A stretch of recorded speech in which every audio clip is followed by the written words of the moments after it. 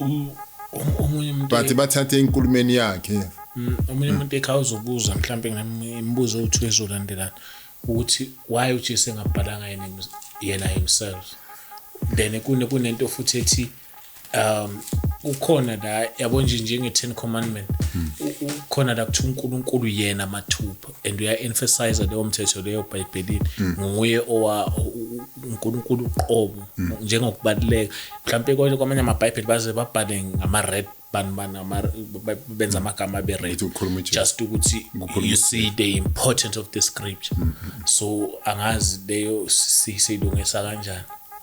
Isifundiswa sabapostoli asina gadari ngaphakathi. Ayikho igadari mawukhuluma ngebandla kaJesu, aligidi ibandla kaJesu. Mara mangabe lifundisekile ngembhalo alisukumi ligidi. Alina gadari alisukumi ligidi. So khulumela. Mawuthanda gadari ukuthi inkonzo mayingena ngivela akushaya amagadari. Alina yakuyalwanga kanjalo, linemfundiso, line doctrine yalamba ngayo. Alinayo igadari. Abeshama keyboard. Ne keyboard alinayo. uJesu akabanikanga musa. Bazoyithatha phi ngoba lo mthetho iBhayibheli selishilo ukuthi ungawuphunguli ungawungezi. Incwadi yesambulo Revelation ku22 ku1819 ithe singaphunguli singangezi. If mafaka igadari soya add ngoba uJesu akabanikanga igadari. Fix Haven connects you with trusted plumbers, electricians, cleaners, and more right when you need them. Simply download the app, find reliable professionals near you, and get the job done right at the first time.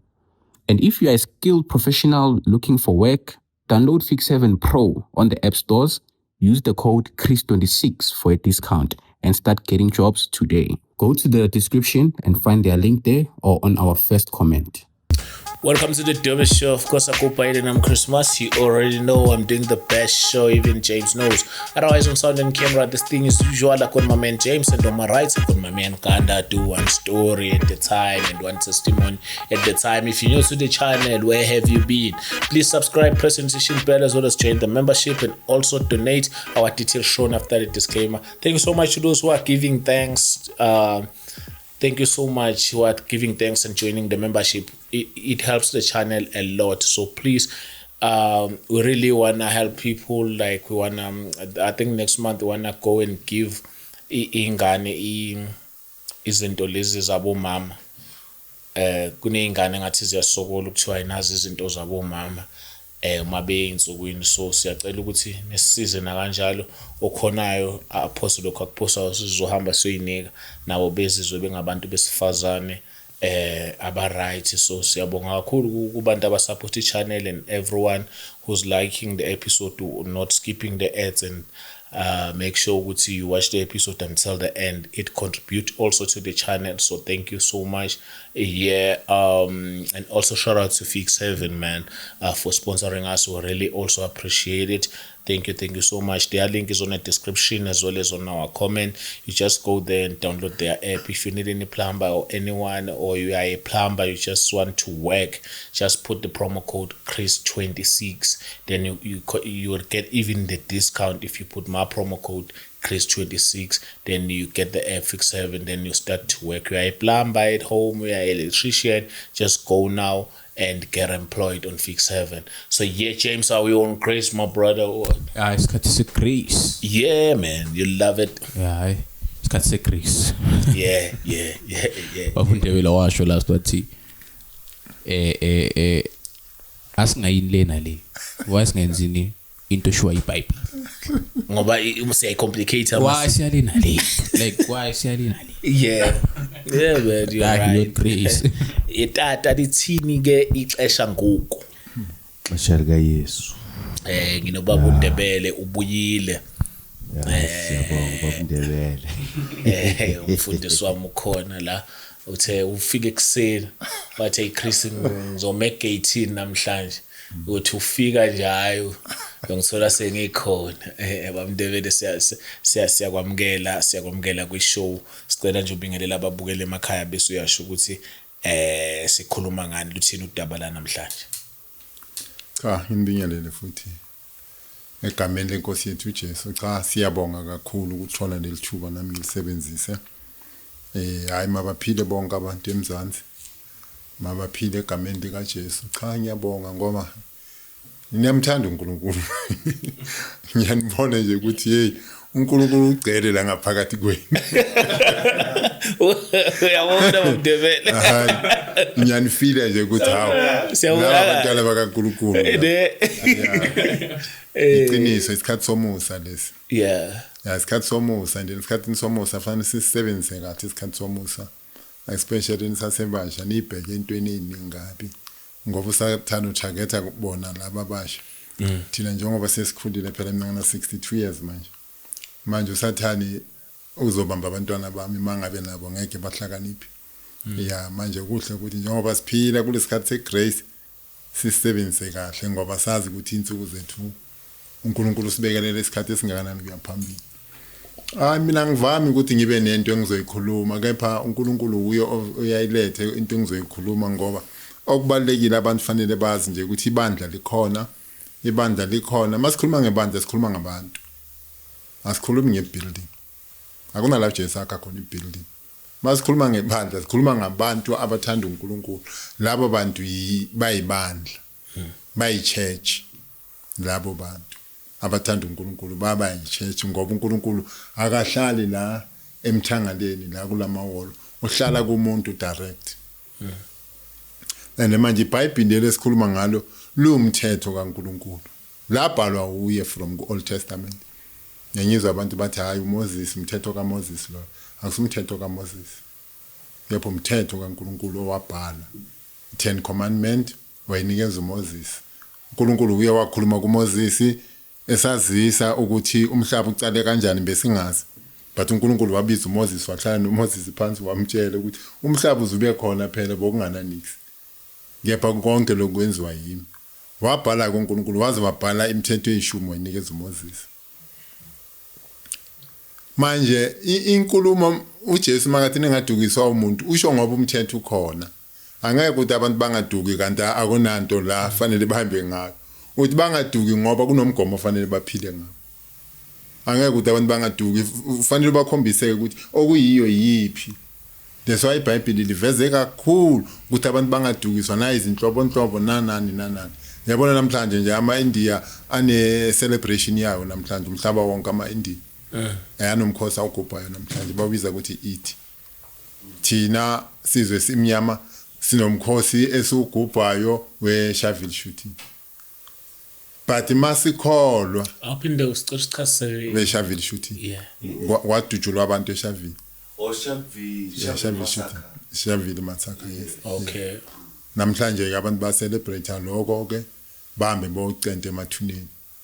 But into ebalulekile akufanelanga bayocenta emathuneni. Faye kubaye kulabo abasinda.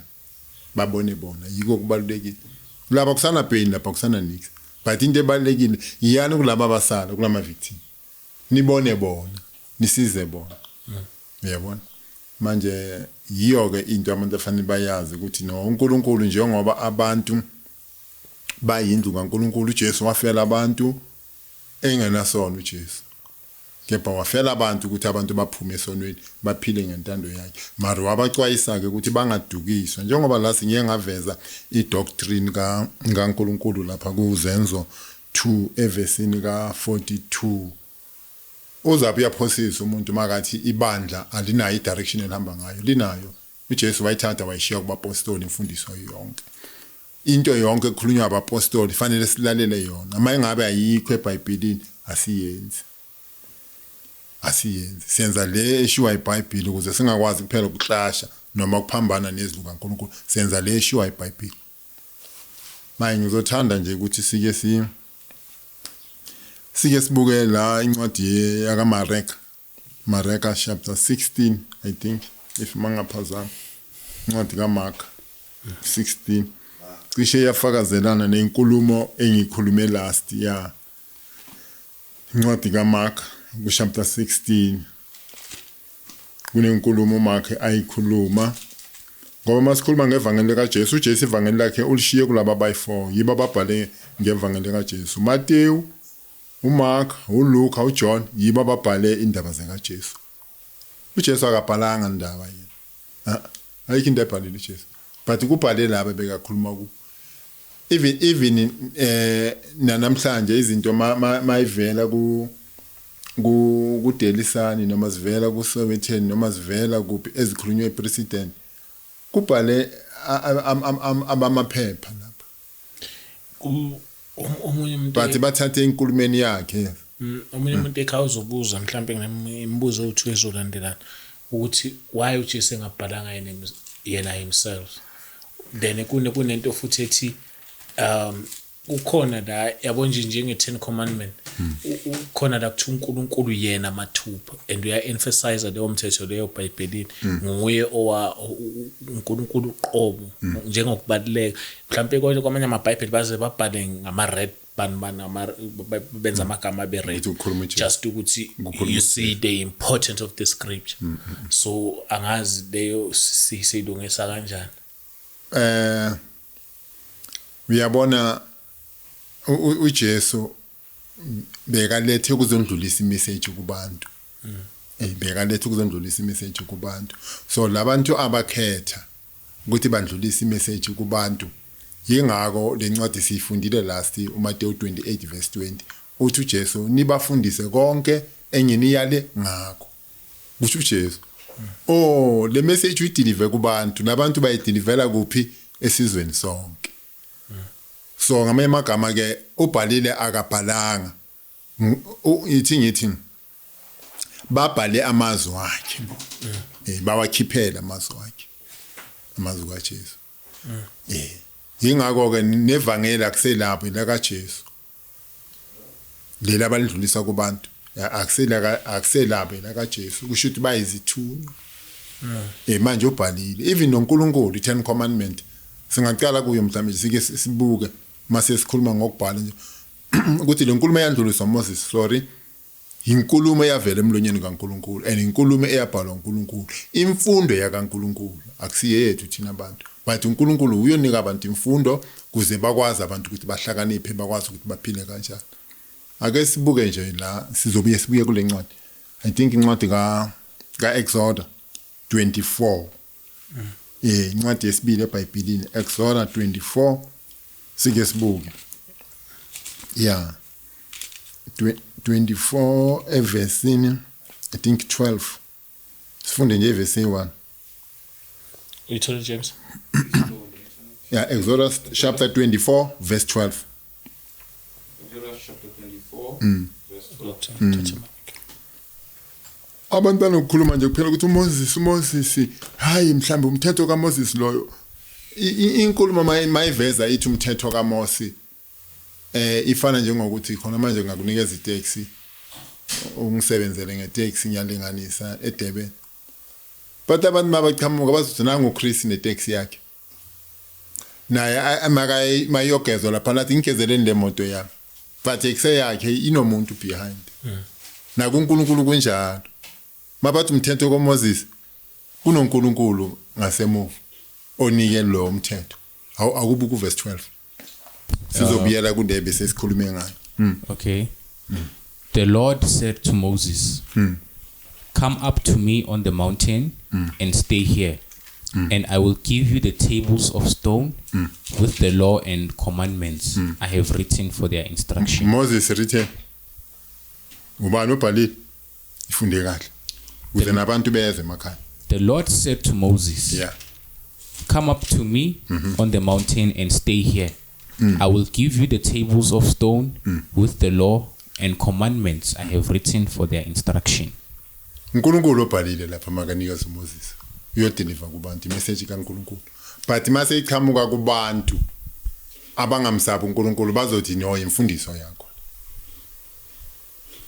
kaningi umuntu makacasuka into makasafuna ukuyichitha noma ngabe bekuyindawo yenu nonke le mara makasayichitha uthi indawo yenu or ngifanekise kanje let's say ni favor chiefs nonke iyadliwa chiefs lo yajika inkulumo uthi ayidliwe le tap yakho umuntu obehind uzocabanga ukuthi yena vela akayifavor le tap sonke isikhathi umuntu into mase emcaka uyipushela komunye uyayimova kuyipushela komunye kuze yena vela athi bayadliwa abafana ayidliwe le hlapa yenu hawu mara nayo wala inkulumo kaningi umuntu into mayimhlula uyiphushela komunye umthetho kaMoses abantu nabanolwazi nabanencondo bayazi mawuthi nje umthetho kaMoses shisho umthetho kaNkulunkulu njengoba noJesu wenze kanjalo uJesu makafika uthathe yonke imfundiso wayishiya kubobani kubapostoli before siya kule kaMark asiye ku chapter 4 Korinthi incwadi yokuqala sifunda uverse 9 siyobuka ukuthi abapostoli kahle kahle bayibhodi yenkolo imfundiso yabo yonke fanele sinamathele kuyo 1 Korinthi chapter 4 evesini ka9 uJesu uthatha imfundiso wayinika kubo deswa ngiyiquoteile leyana ukuthi utheni bafundise konke enginiyale ngakho manje uma ufundisiwe izoba khona inkulumo yokuthi fanele ucaphele ukuthi ungadukiswa angeke ngithi ungaduki kanti akuna direction enginike yona umuntu omtshelayo ukuthi angaduki suka kune direction angeke ukuthi umuntu angaduki kanti direction ayikho wazi emothi umuntu angaduki wazi ukuthi oh sokune direction afanele agijima ngayo angifundele uverse ka9 For it seems to me that God has put us, apostles, on display at the end of the procession, like those condemned to die in the arena. We have been made a spectacle to the whole universe, to angels as well as to human beings. Bayenziwe umbukwane uNkulunkulu ba displayile ukuthi abantu babuke khona ivangeli ku display wabapostoli ngevangeli likaNkulunkulu ukuthi balibuke lapho uzothi ivangeli labapostoli akupheleli lapho mawuthi ivangeli labapostoli usho ivangeli likaNkulunkulu usho ivangeli likaJesu noma kushaya bona kushaya uJesu ngoba nabo abaveza uJesu even nami noma ngilwiswa ngithethiswa ngithukwa kepha indaba kaJesu hayi ukuthi indaba yami mara umuntu ongazi uzothi indaba yakhe ngoba usiyekisa lokhu nalokho ngoba ivangeli phela lukhipha entweni uNkulunkulu angayithandi lukhipha lapha ivangeli that's why ubona abantu baba sensitive kakhulu makhuluma ngevangeli ngoba lukuyekisa noma ngabe into imnani kangakanani mara lukuyekisa yona uzozokwazi ukuthi uhambe ngayo hezo nje uNkulunkulu maba angayithandi asikisi uyayiyeka mayelabo esiveza ke ukuthi lemthetho uNkulunkulu unika uMoses wakaNkulunkulu unika abapostoli umthetho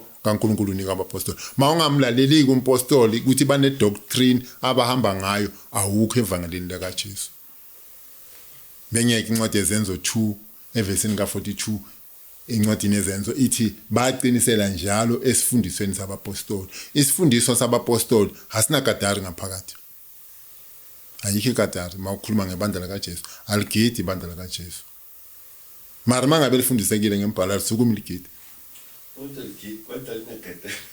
alina katari alisukuma ligidi sokhulumela mawuthanda gatari ukuthi inkonzo mayengena ngela kushaya amagatari alinayo akuyalwanga kanjalo linemfundiso line doctrine yalamba ngayo alinayo ikatari abeshama keyboard ne-keyboard alinayo uJesu akabanikanga musa bazoyithathaphi ngoba lo mthetho iBhayibheli selishilo ukuthi ungawuphunguli ungawungezi incwadi yesambulo Revelation ku22 ku1819 ithe singaphunguli singangezi if mafake ikatari soya eda ngoba uJesu akabanikanga ikatari so makenziwa i-praise and worship esontweni kukhona la kweBhayibheli kumele bacule ya kukhona eBhayibhelini ukuthi abantu kumele bacule kukhona eBhayibhelini kukhona ukuthi abantu bacule ake sibuke la I think incwadi yabaseKolose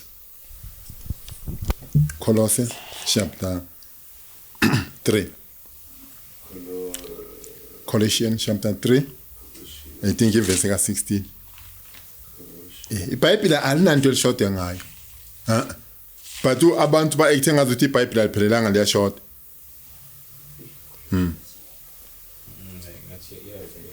chapter 3 verse 16 awusifundele yona yeah say to It's let the message of Christ dwell among you richly as you teach and admonish one another with all wisdom through psalms, hymns, and songs of the Spirit, singing to God with gratitude in your hearts. uyabona ayiveli katari but mina ngokubonelela uNkulunkulu iBhayibheli lakhuluma kudala ukuthi indlela zikaNkulunkulu ziphakeme azilingani zethu nokucabanga kwakhe akulingani nokwethu lokho asinike kona kuphelele akufanelanga silande izinto thina iBhayibheli malithi ivangeli amahala iKatari yathengwa akusasa imali izabe linamali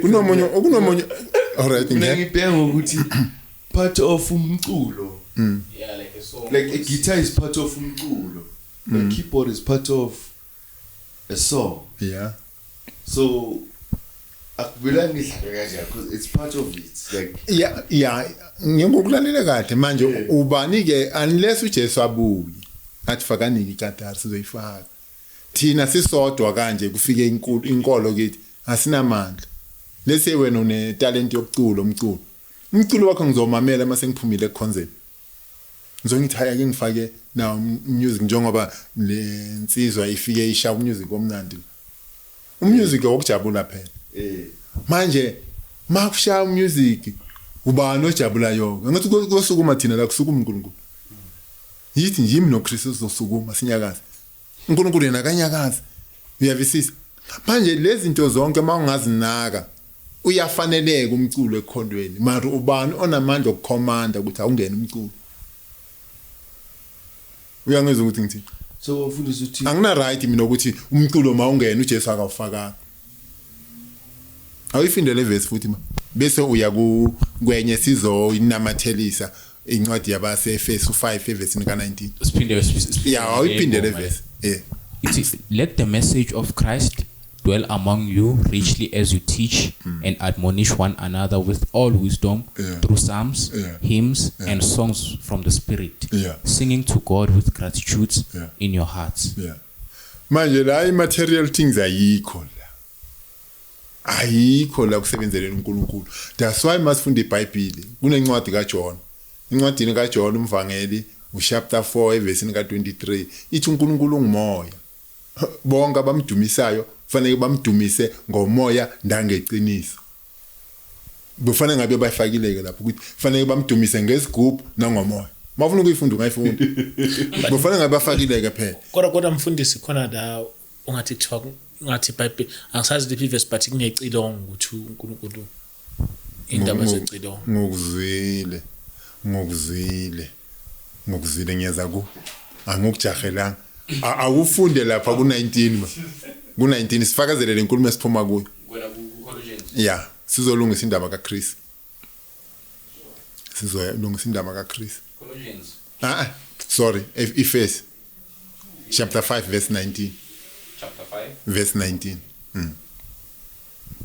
19 Speaking to one another with psalms, hymns, and songs from the Spirit, sing and make music from your heart to the Lord. Oh uyabona ayingeni la into ephathekayo why into ephathekayo ingangeni inkolo ingumoya ukholwa uNkulunkulu awumboni ayiphathwa ngesandla inkolo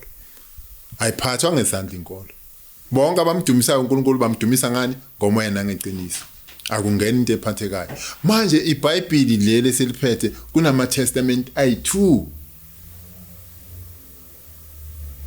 kunezivumelwano ezi2 azikwazi ungasebenza zombili ngekhathi esinye ngiya kuChris azikwazi ungasebenza ngesikhathi esinye ngesikhathi esi1 azikwazi ungasebenza ngesikhathi esifanayo kusebenza esi1 isivumelwano lesi sokucala senziwe ngegazi lezilwane lesi sesibili senziwe ngegazi lika Jesu manje lesi segazi lezilwane bokusebenza izinto eziphathekayo bokusebenza ama-organ bokusebenza amagatari bokusebenza impempe bokusebenza igubhu ngoba bokuyisivumelwano senyama nomuntu bomshaya physically bothatha isikhali usebenza bokukhonza uNkulunkulu ngento eziphathekayo bokuthwala nomphongolo kaNkulunkulu uyisethempeleni beyisebenza igatari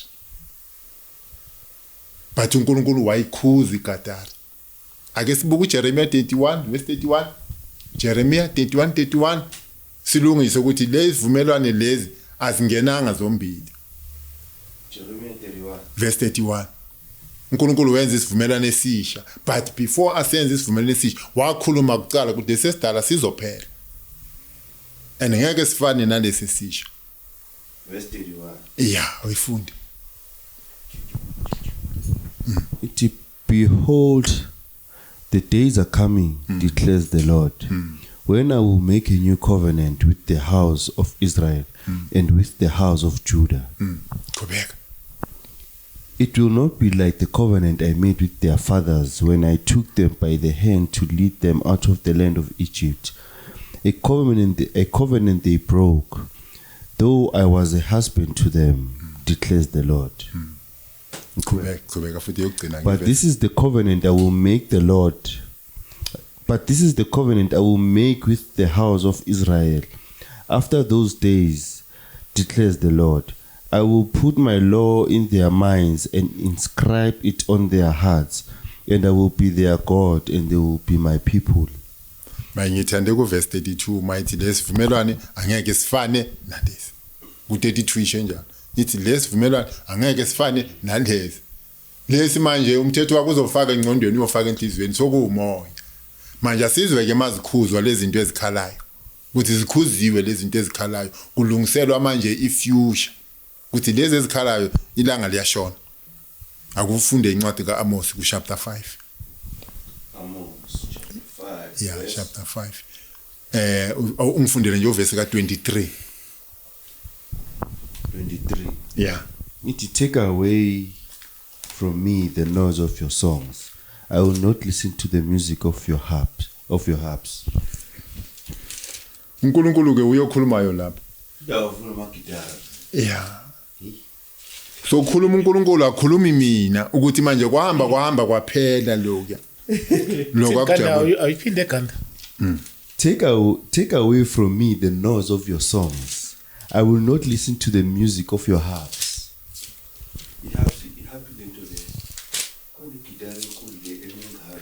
Oh, yeah, into thing. Also i-guitar le i-harps. Le uyibambana. Inkulu iyayimela ya ngiyayibona mama yeah. Manje uNkulunkulu kuyawathumela umprofeti ke ukuthi khuza lezi zinto ezikhalayo ngoba manje kulungisela uJesu. Nangapha uJohane uyamemezela ivangeli ukuthi inkosi iyeza manje. Ulungisela yona indlela. NoIsaya cishe ukhuzile la ku 24 incwadi kaIsaya. Ake sibuke incwadi kaIsaya 24 evesini ka8 ukuthi abaprofeti uIsaya utheni ngento ezikhalayo. Isaiah 24 verse 8. 24 verse 8. Yeah. The joyful tambourines have ceased. The noise of revelers has stopped. The joyful harp is silent. Isaiah kukhulumile ke naye ukuthi nokujabula kwegubhu kuzophela noma kuphelile. But kusaqhubeka ngoba uJesu akafiki. Mara uJesu ithe makafika kwafike kwaphela. Manje kunomuntu ogcugcuzele kakhulu lo mculo okhalayo ekholweni. Owagcugcuzela lo mculo okhalayo noma lokudumisa kwalezi zinto eziphathekayo. Asibiyele futhi kuyincwadi kaAmos ku chapter 6 sibuka iverse ka5 ukuthi ubani lo owafaka kakhulu lezi zinto kaIsrael ukuthi zikhale. Chapter 6 verse 5 incwadi yona lekaAmos. You improvise songs on the harp like David and invent your own musical instruments. Square. Uyayizithini? Ngifuna ukuthi uyilalela uyikhulumise nawe lapha kuwe mfowethu. Chapter 6 verse 5. James ayibambe i-Wi-Fi. All right. You improvise songs. Amos Yeah.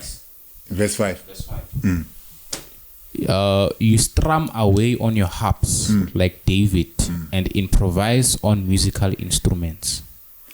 Manje ke la bayakhuzwa ukuthi nani selidumisa ngezinto ezikhalayo njengoDavid. uDavid beyangathunyelwanga uNkulunkulu ukuthi makakhalise lezi. But uNkulunkulu uDavid ngoba inkosi, uNkulunkulu wamrespect ukuthi isikhathi sakhe makasiqhube. But siyeza isikhathi azofika amkhuza. manje uNkulunkulu udunyiswa ngoJesu. uJesu yini umoya, umdumisa ngani? ngoJesu. Awumdumisi ngamandla akho noma ngezikhwepha zakho noma ngeeffort yakho, cha, umdumisa nje kuphela ngani? Ngomoya. Azinankinga insimbi, sizolalela masesicedile, but azisebenzeli uNkulunkulu ngoba noma zikhala ubani uzojuluka? Ngathi kujuluka mina nawe lokhu sisaka siya phansi, sishaye kwasa siya phansi, ujuluka mina nawe. Manje abanganamandla ke boyishaya kanjani kwasa ngoba sinamakhehle, sinabogogo, sinabomkhulu, bona bazohlala epensioneni. Sithi into wrong yenzakala. Iningi into wrong eyenzakalayo, but mfundisi, but ithatheke njengeqiniso manje. Khuluma mfowethu. kunamasonto manje uthutha abantu baningi abo indlu isonto selikhulu kakhulu and umfundisi mayekhuluma kuze bamuzwe badinga imic. Yeah. So ngathi zingena kanjalo inenza ukuthi umfundisi azokale all over. Sithinde Anginoyifunda incwadi leyo. Ngithi anginoyifunda incwadi leyo, sorry. uJesu ukhulume nabantu over 5,000. Angeke ukhulume nabantu over 5,000 ungananto ebeyikhona ukuthi abantu bezwe. Ukubaluleka kwemessage kaNkulunkulu ukuthi abantu mabezwe. Angeke sithi mina ngizomemeza ngisusa imic. No. Fanele lo mlayezo undluluye kubantu. So mawundlulisa umlayezo ngemic akunacala. Akunacala. Kepha ukuthi manje kube nento oyenzela uNkulunkulu wena angashongo yena. Inkinga nje lapho. Angashongo yena. So wrong lapho. Manje bamfundisi Yeah. mele manje okay ngifuna ukubuza ukuthi manje uNkulunkulu mele adunyiswe kanjani manje masontweni ukuthi makucula mele kuculwe kanjani manje khona indlela emele kuculwe ngayo or kuyaculwa nje isinoma kanjani? Ake sibuke incwadi yokuqala eKorinto chapter 14. First point, Yeah, sifunde verse ka 26. Chapter 14 verse 26. 14:26. Mangabe ine heading uyifunde heading yakho. Yeah.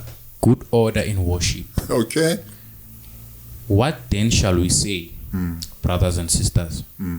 When you come together, each of you has a hymn Yeah. or a word of instruction, Yeah. a revelation, Yeah. a tongue, or an interpretation. Everything must be done so that the church may be built up. Yabona ke izinto ezakhe ibandla. Masesihlangene sonke. Omunye uzoba nezwi. Omunye uzoba nokutolika. Chazi kusho iBhayibheli. Izinto ezakha ibandla lezo besiyabalayo. Ayizifaki izinsimbi. Bathi insimbi zifakwe umuntu. Umuntu uhlakaniphile phela. Njengoba ilwane zonke zikhona emhlabeni, umuntu owazinika amagama kusuNkulunkulu. Njengoba ubona ilwane khona inkomo, khona ingulube, khona inkazi, khona umuntu owazinika.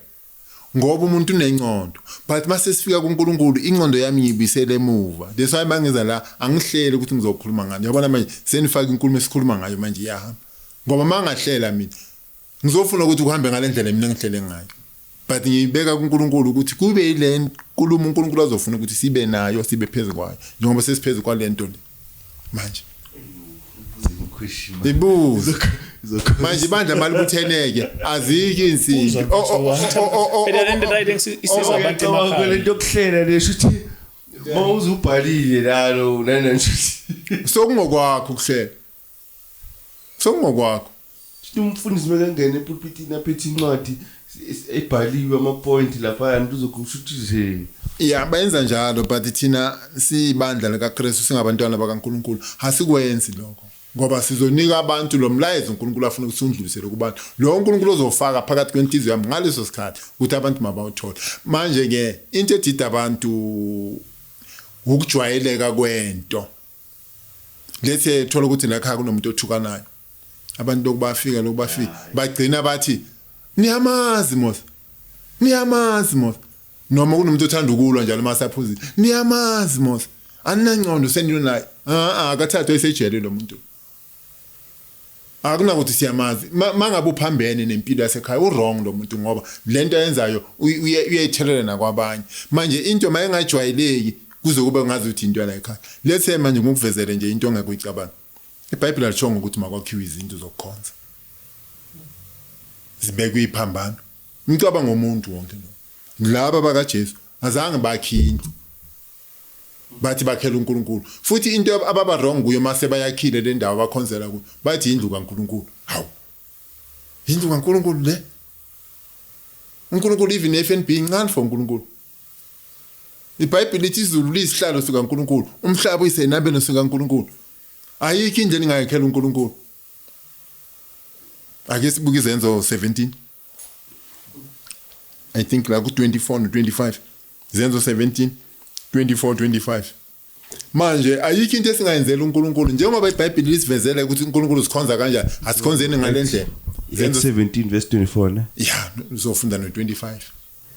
The God who made the world and everything in this, the God who made the world and everything in it is the Lord of heaven Yeah. and earth and does not live in temples made by human hands. Yo. Akahlala kula mathempeli abantu mabawungena kuwo la mathempeli ulahla isigarete, ulahla isnefi, usifihla ngaphandle. Ulahla ithoti yakwishiya ngaphandle. Uphinde kahle. Uthi thempeli lingcwele. Sicela ifunde kahle mfundisi. Yeah.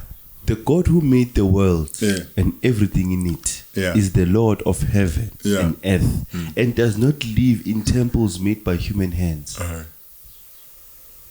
uNkulunkulu uhlala kumuntu, akahlali la kulezi zakhiwo ezenziwe izandla zomuntu. Futhi akaswele nisiqhubeka. Nor is he served by human hands Akaseva ngezandla zabantu. as if he needed anything, Yeah. because iphindele lokho. Akaseva ngezandla zabantu. okay, nor is he served by human hands as if he needed anything, Akafune nix. because he himself gives everyone life and breath and everything else. That's right. Bible liqedile. Singasogola thina sithi sakhela umuntu masiqede sithi ya kaNkulunkulu sesikamba manga sithi indlu kaNkulunkulu. Eyakhiwe yimi nawe. Eyethu sizoyibanga kusasa. Angithi yami nawe. Sizoyibanga kusasa akekho lapho uNkulunkulu. uNkulunkulu mafunda Really makes sense. mafunda sizoya kuyo kuKorinte. Yeah. Manje izinto ezenziwa ngabantu zazo zayijwayeleka kube ngazuthi vele zi right. Manje masokukhamuka iqiniso seliyi enemy yento vele beyi wrong. Akasafuni ukuvuma ukuthi lento beyi wrong. Let's say kuyenzakala ngine scrap esemoto la ngaphandle. Siyahlala scrap esemoto la, siyahlala la scrap esemoto. Sesize sibanga amagundwane. Bashona abazali kuzokusana abantwana. Omunye athi hayi man le moto mayisuke la. Sizokwazi ukufaka iroom. Lo. Athi le moto since yahlala la ubaba saphila. Into right efanele yenziwe mara lapho yini. Angithi le scrap esemoto efanele sisuke. But ngoba sokujwayelekile ukuthi yahlala yaze yakhela amagundwane izibanga amagundwane kuze kube nempi kuzokubizwa imindeni eNatali kuphi kuzokhulunywa ukuthi umalume akazafuni ukususa imoto yakhe la mina ngifuna ukwakha la ekhaya ngoba sokujwayelekile ukuthi le moto bakholela kuyo la kuthiwa athi mayiyekho manje ngiveza ukuthi kunezinto ezenziwe yimi nawe kwaba ngazuthi zikaNkulunkulu uNkulunkulu makasazikhuza sokuba buhlungu uthi no ayivele uNkulunkulu ayikho into ayidingayo 14 akadunyiswa ngezandla mawushaya izandla ushayela wena mina noma ngiyesifeni mangifika ngihlale njengoba ngihlala kanje ukuthi babone ukuthi angiphazami ukuthi ngisukume ngigide ngishaya izandla ngoba ngisalinde iBhayibheli lingitshela ukuthi ngishaya izandla malika kaveza iBhayibheli ukuthi ngishaya izandla angizishayi Isesegenti yamasonto womfundisi. uJesu wayechaza ukuthini mekethi ngazi nguPeter, I think it's Peter, mekethi uzowakha nje ngizolakha idwala phezu kwaleli elingiwe ngizolakha ibandla lami something like that. Yeah, like because abanye maybe interpret bayithatha ngokuthi I know mina. asifunde sikhulume sifunde incwadi kaMateyu 16 Matthew 16 leverse ka80 sifundile nalasa sifunde sikhulume ntoka verse 18 Matthew 16 verse 18. Okay, iti and I tell you that you are Peter, and on this rock I will build my church, and the gates of Hades will not prevail against it. Uthi wayechaza ukuthini? Yeah, because the interpretation if they Roma was coward. But this is the first church. Catholic Church was built Yeah. based on No, nami ngiyazi kanjani. statements. Umfundisi ukhona umfundisi wangifundisa kanjani. Cha bekazisho yena uJesu ukuthi uzoqalela lakhe ibandla esho kulaba bakhe. uJesu idwala uye. iBhayibheli emalithi rock lisho uJesu. Emali ukhuluma ngedwala irock lisho uJesu. Iyaveza nalapha kuma Corinthians 1 Corinthians chapter 10 kubo verse 4 ukuthi le dwala abaphuza kulo bokuJesu. Lele lashawa ngenduku ukuthi ngikhipha amanzi lelo dwala bekuJesu manje makathi uzolakha uJesu ifoundation that's why masifunda incwadi abaseFesu 2 verse 20 ithi nakhiwe phezulu kwesekelo sabapostoli uKristu uJesu ucobo lwakhe eyitshe eyisekelo segumbi uJesu ifoundation ibandla lakhiwe kuJesu ibandla liyindlu kaNkuluNkulu umzimba kaJesu bo representa abantu abakholwayo kuthi abantu abakholwayo ba umzimba kaJesu masikhuluma ngebandla likaJesu asikhulumi ngesakhiwo kepha sikhuluma ngabantu abakholwayo baba ibandla likaJesu manje uJesu bekachaza ukuthi uzolakha ibandla lakhe mari bekalinde ukuthi akwazi ukufa kucala makavuka akazokwazi ukungena ku each everyone enhlizweni yakhe ngoba akakafi fanele ukuthi mawufuna ukuba kuJesu ube present lapha khona but makasafili uyakhona ungena enhlizweni yakho uzwele injabulo uzwele injabulo. That's why aye wafa manje that's why sithi akunamfundisi onebandla ngoba kafanga igazi lika Jesu ke lisithenga emndenini naselimini sibe ngabaka Jesu manje bafundisi uJesu mekefa angithi uzovuka ngene njengoba ichaza uzongena enhlizweni zethu masimamkele masimamkele ukuza kule hayi masingamamkele ngakamana ngene kunoma ubani hayi akamana ngene noma ubani umele wena ukuthi nawe uthatha istep uze kuye okay mamamkela uyangena uJesu kuwe uzokulwela uzokunika ukuqonda uzokunika ukuhlakanipha manje masikhuluma ngendlu thina sikhuluma ngebandla asikhulumi ngesakhiwo nix ungaphazami umawuza sithi thina siyindlu kaNkuluNkulu siyibandla kaNkuluNkulu sikhuluma njengabantu manje ke thina ke la sikhonzela khona siyazirentela lapha nalapha asinayo indlu esiyakhile sekungeyethu asinayo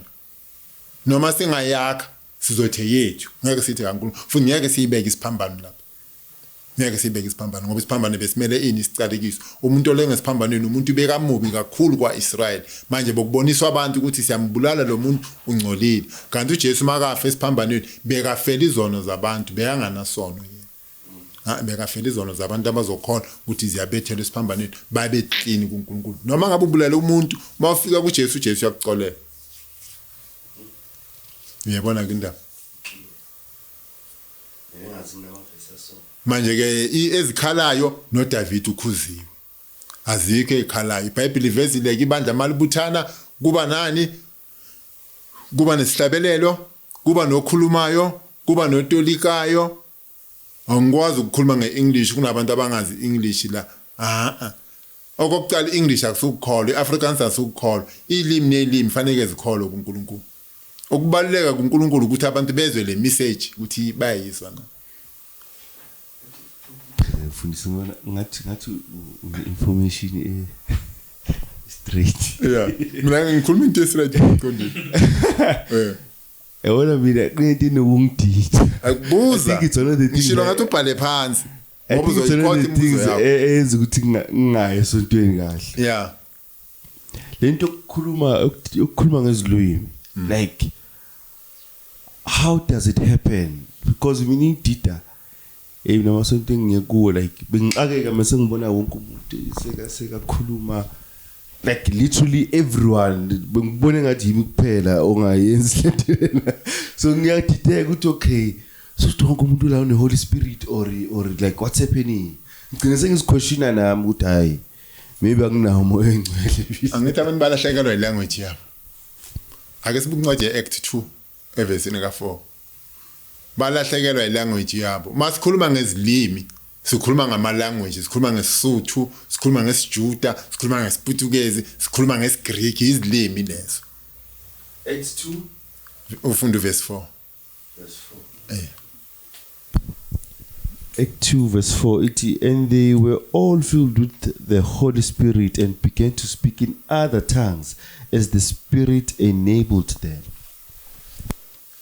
Iphinde futhi ngizwe. And they were all filled with the Holy Spirit and began to speak in other tongues as the Spirit enabled them. They begin to speak in other tongues. Baqala ukukhuluma ngezinye izilimi. Uyabona ukuthi izilimi ezikhona. Qhubeka nayo futhi. Now they were dwelling in Jerusalem, God-fearing Jews from every nation under heaven. Qhubeka. And when this sound rang out, a crowd came together in bewilderment, because each one heard them speaking his own language.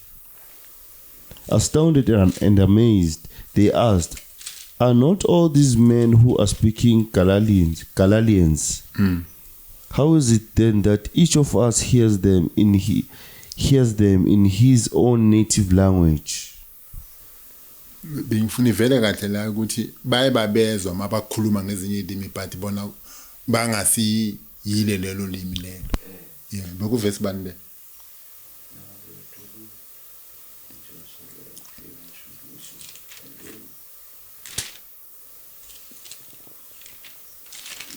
Verse 6, I think. Ayiphinde size. And when this sound rang out, a crowd came together in bewilderment, because each one heard them speaking his own language. Yeah. Uyabona ukuthi izilimi ezikhona phansi komthunzi wela.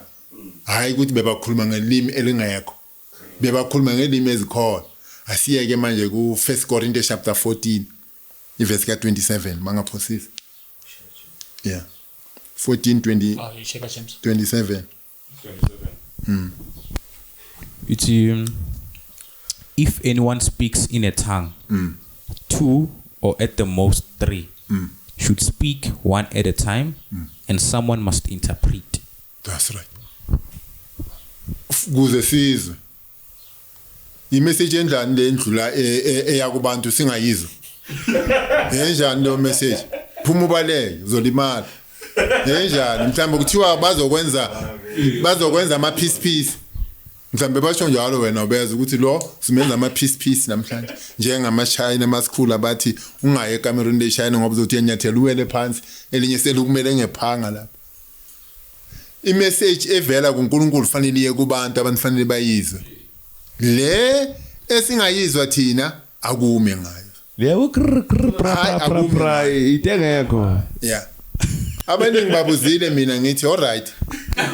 Bothini la? Hoyi. Athi uyabona ke mfundisi wena manje uyangiprovoke manje. Ngithi ngifuna ukuza ukuthi bothini? Provoke kanjani? Bothini? I-language ne-language abanifanele bayizwe. I like this explanation because I feel like these are the things ezenza ukuthi kungabi nokuzwana ebandleni kaNkulunkulu, because we question such things.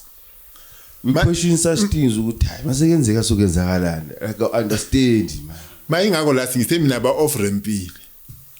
Obo ozwayo noma ulalele le message manje akaphakamisa amadlebe abuke ukuthi cha. Le moto engigibelile ayila bengithi nyakho. Iya kwenye indawo. Akwenzakalanga eBhayibhelini abantu bakhuluma ngelanguage omunye angayizwa. And then uPaulos ithi before ngithi uPaulos mawubabuza bathi bafuna ukudida uSathane angezwe. uSathane akuna language angayazi. Wazi wonke ama language uSathane ngoba ube before umuntu abakhona uSathane. So if mangabe ufuna ubhida uSathane uhlulwa igama lika Jesu kuphela. Ayifihlwanga into ebhida uSathane noma ehlula uSathane.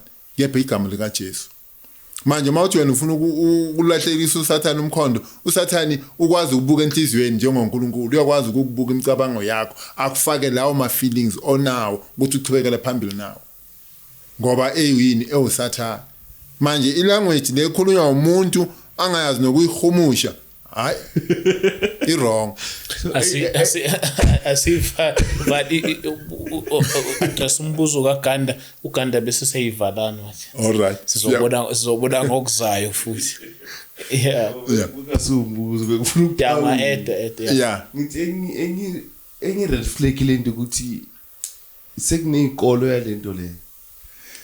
Yeah, yazi iBhayibheli. Bakufundisa ukukhuluma ngezilwimi. Yeah, bakutrain. Bakushaya kanje eswini. Mase baphendukile basitshela ngithini. Nyoma sibantu bakutshela ukuthi wafundiswa kanjani lama language. Safaka kanjani the spirit. The spirit siyafakwa kumuntu siyangena. Kufana nje ne spirit sokuthi thola ukuthi manje senginama feelings sokuthi ngithathe enye indoda. Umoya ongenayo lo. Siyabacela abafowethu abanjalo ukuthi mabasondele uNkulunkulu, uNkulunkulu uzobasiza.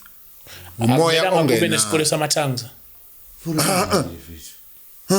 Angithi sikhuzile la siKristu. Isikolo sokuthi ufaka umoya oyingcwele. Sikhuzile la siKristu sathi isikolo sikuJesu. Even eBible school kuJesu. Sikhuzile la. Cha mani ngiyabonga kakhulu ithuba. Sengathi uNkulunkulu angabanika indlebe abalalele bezwe basizakale baphume ugibeni lika Sathane. Le yancwadi bengithi ngiyayifunda yaka Mark bengifuna ukufunda u16 la egcineni izothi okholwayo abhajadiswe ongakholwe uyolahlwa. Okholwayo umuntu uyaphenduka abhajadiswe. Then abe umntwana kaNkulunkulu. Cha ngiyabonga ithuba enginginike lona egameni lika Jesu. Siyabonga kakhulu mfundisi Thembi ukuthi uzophinde sikubone futhi ngokuzayo. Siphinde sikhulume zona izindaba kaNkulunkulu. So siyabonga kakhulu ngokuthi usikhuthalele uphinde uvuke ekseni uze la sizokhuluma zona izindaba kaNkulunkulu. Siyajabula kakhulu. Shout out to Fix 7 for sponsoring the episode. We highly appreciate it. James is on camera and sound as usual. Then I got my man Kanda on my right.